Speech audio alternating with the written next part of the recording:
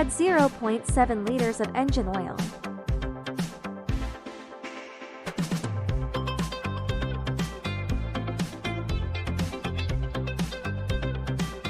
Add no more than 7 liters of National Standard gasoline grade 92 or higher.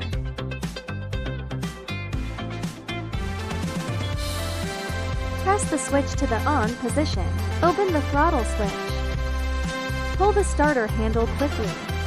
Open the choke switch.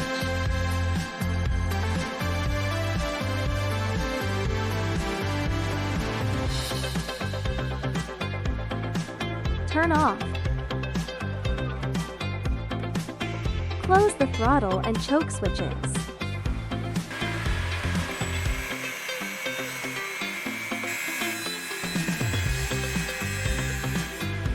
Connect the positive and negative poles.